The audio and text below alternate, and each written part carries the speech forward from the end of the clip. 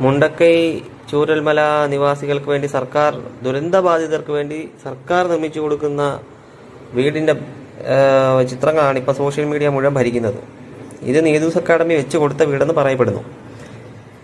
ചുരുക്കി പറഞ്ഞാൽ ഏത് കണ്ണുപൊട്ടനും ഒറ്റ നോട്ടത്തിൽ 30 ലക്ഷം പോയിട്ട് 20 ലക്ഷം പോലും ചിലവായിട്ടില്ല എന്ന് ഉറപ്പിച്ച് പറയാൻ പറ്റുന്ന ഒരു വീട്, അതും നാട്ടിലെങ്ങും കാലഹരണപ്പെട്ടു പോയ ഒരു ഡിസൈൻ ഉള്ള ഒരു വീട്.